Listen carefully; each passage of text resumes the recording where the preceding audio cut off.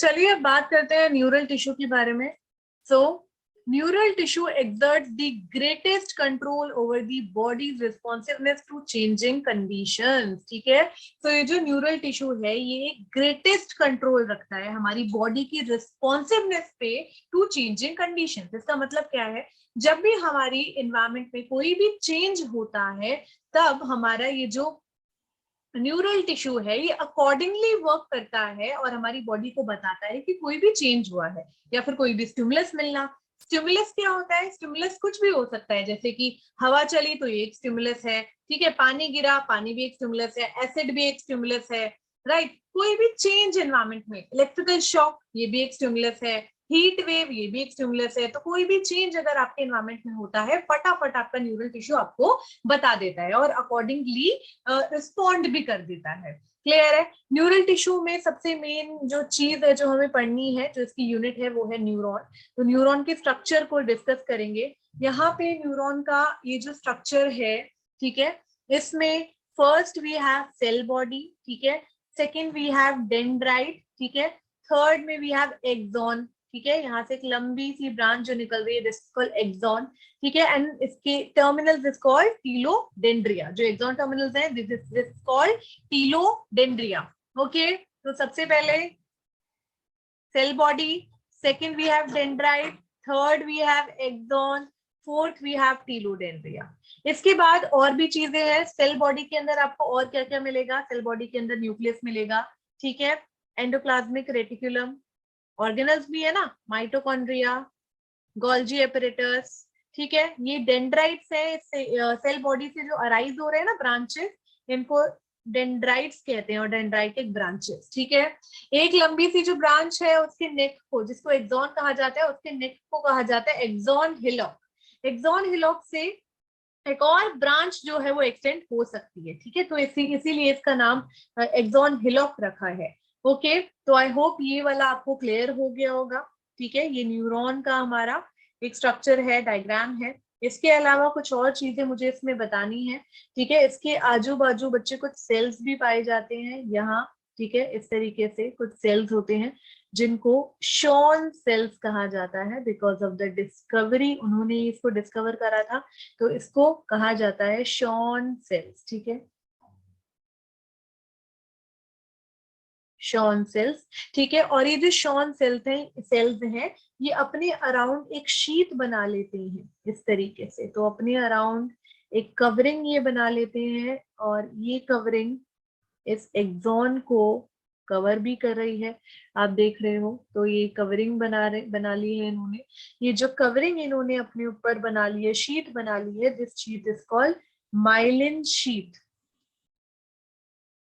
ठीक है। Myelin sheath अपने अराउंड इसने बना ली है। जिस न्यूरॉन के ऊपर आपको ये माइलिन शीट दिखाई देती है ना, उस न्यूरॉन को माइलिनेटेड न्यूरॉन कहा जाता है। जिस न्यूरॉन के ऊपर आपको ये माइलिन शीट नहीं दिखाई देगी उनको अनमाइलिनेटेड और नॉन माइलिनेटेड न्यूरॉन कहा जाएगा।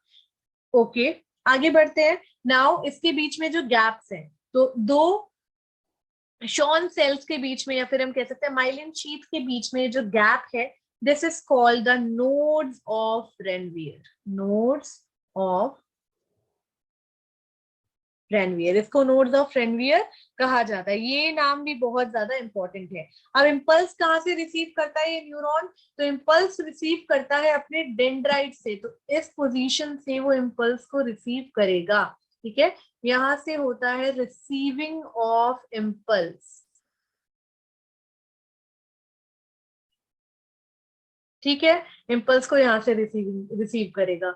और इम्पल्स नेक्स्ट न्यूरॉन में कहा से जाएगी, एक्सॉन टर्मिनल से, तो यहाँ से ये जा रही है दूसरे न्यूरॉन में, तो यहाँ से ये जाएगी नेक्स्ट न्यूरॉन में, ट्रेवल करेगी, ठीक है।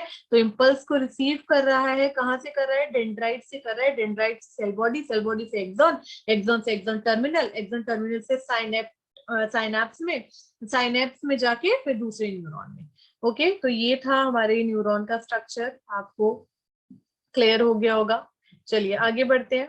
तो यहाँ पे इन्होंने और क्या कहा है, neurons the unit of neural system are excitable cells. ठीक है, कैसी सेल्स है ये जो अभी बताई मैंने, एक्साइटेबल सेल्स हैं, एक्साइट हो जाती हैं कोई भी चेंज अगर एनवायरमेंट में आता है या फिर कोई भी स्टिमुलस इन्हें मिलता है।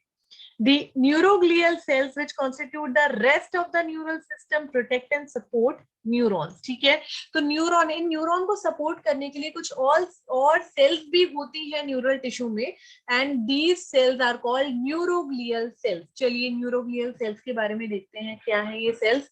तो ये जो सेल्स है न्यूरोग्लियल सेल्स जो ये है, ठीक है, इनको ग्लियल सेल्स भी कहा जाता है। सो ग्लियल का मतलब है ग्लू, ये इनके आजू बाजू घूमती हैं, प्रोटेक्शन देती हैं, इनको सपोर्ट देती हैं। और these are also called neuroglial cells. They are the helper cells. ठीक है, दे सपोर्ट द न्यूरॉन्स। ठीक है, more glial cell than neuron. Okay, and this is involve in the nutrition and maintenance of the nerve cell, maintenance of the nerve cell. तो ये यहाँ पे आपको अगर ये वाला स्ट्रक्चर दिखाई दे रहा होगा तो मैं एक बार इसको थोड़ा सा इनलार्ज और कर देती हूँ। ठीक है, ये देखिए, ठीक है, ये कुछ हमारी ग्लियल सेल है। ये देखो astrocyte, glial cell star shaped होती है ना, एस्ट्रोसाइट कहा जाता है। ये देखिए ओलिगोडेंड्रोसाइट्स, ओलिगोडेंड्रोसाइट, ये एक और ग्लियल सेल है, पकड़े रखा है इन्होंने न्यूरॉन को अपनी जगह पे। ठीक है, तो ये रही हमारी ग्लियल सेल्स। क्लियर हो गया होगा ग्लियल सेल्स क्या होती हैं। ठीक है, ये देखिए ग्लियल सेल्स, यहाँ पे ग्लियल सेल्स में टाइप्स भी है अब हमारे।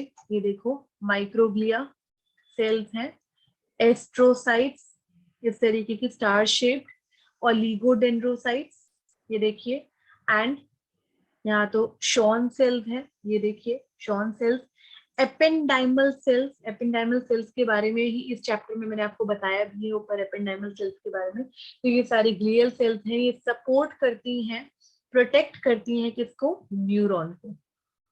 ओके, ये हो गया। नेक्स्ट क्या है, एक second. Neuroglia make up more than one half the volume of neural tissue in our body। ठीक है, हमारी बॉडी में जो 1.5 वॉल्यूम है न्यूरल टिश्यू का, वो न्यूरोग्लिया बनाते हैं। ठीक है, when a neuron is suitably stimulated and electrical disturbance is generated, जब भी कोई न्यूरॉन सुटेबली स्टिमुलेट होता है, एक इलेक्ट्रिकल डिस्टर्बेंस जनरेट होती है which swiftly travel along its membrane, जो कि ट्रैवल कर जाती है उसकी मेम्ब्रेन के ऊपर। ठीक है, arrival of the disturbance at the neurons ending और आउटपुट जोन।